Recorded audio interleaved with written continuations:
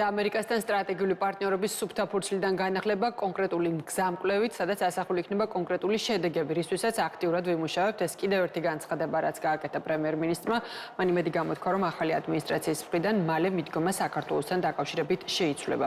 კობახიძის თქმით, არავის უნდა იმის გასაჯაროება, რომ ამერიკის ყოფილი ხელისუფლება აფინანსებდა საქართველოში რევოლუციურ პროცესებს და არეულობას. რეალურად რასაც ჩვენ საუბრობდით 3 წლის განმავლობაში და რისთვისაც ჩვენ გვაცხადებდნენ პრორუსულად, ანტიდასავლურად და ეს შემდეგ, ამ ყველაფერს ერთ-ერთი იმეორებს დღეს ამერიკის შეერთებული შტატების ახალი ხელისუფლება. მათ შორის ეს ეხება უკრაინასთან დაკავშირებით ჩვენს განცხადებებს. რეალურად გაწირეს ჩვენი მეგობარი ქვეყანა და რისთვის ეს არის ძალიან დიდი კითხვის ნიშანი. ყოველგვარი, ასე ვთქვათ, შედეგის გარეშე შედეგი არის ერთადერთი. ეს არის განადგურებული უკრაინა, ეს არის ტერიტორიების 20% დაკარგული, ეს არის ელექტროენერგიის გენერაციის ნახევარზე მეტი დაკარგული, არაფერს ვამბობ, მთავარ ტრაიკულ მოვლენაზე ეს არის 100,000-ობით დაღუპული უკრაინელი. ხო, რისთვის გაკეთდა ეს ყველაფერი?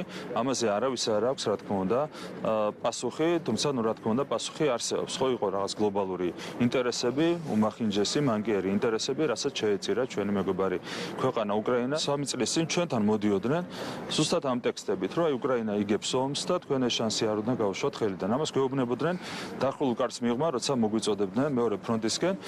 ჩვენ გვქონდა თავშეკავებული პოზიცია და დღეს როგორც გამოცდილება გვიჩვენებს, ასევე ბატონი რუბიოს განცხადებების ადასტურებს იმას, რომ ჩვენი მიდგომა იყო აბსოლუტურად სწორი და გამართლებული. მოქმედებით სფეროს წარმომადგენლებს უტარებდნენ ტრეინინგებს USAID-ის დაფინანსებით კონკრეტულად რევოლუციურ პროცესებთან დაკავშირებით. არავის არ უნდა იმის გასაჯაროება, რომ ყოფილი ხელისუფლება, ამერიკის შეერთებული შტატების ყოფილი ხელისუფლება აფინანსებდა ჩვენს ქვეყანაში რევოლუციურ პროცესებს, აფინანსებდა არეულობას, რეალურად იყო რევოლუციის ოთხივი მცდელობა 4 წლის განმავლობაში.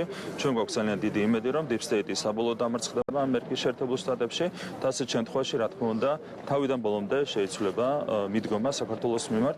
ჩვენ კიდევ ერთხელ შეგვიძლია განვაცხადოთ, რომ ძალიან გვინდა მჭიდრო თანამშრომლობა ახალ ადმინისტრაციასთან და უფრო მეტიც ჩვენ გვინდა სტრატეგიული პარტნიორობის სუფთა ფურცლიდან განახლება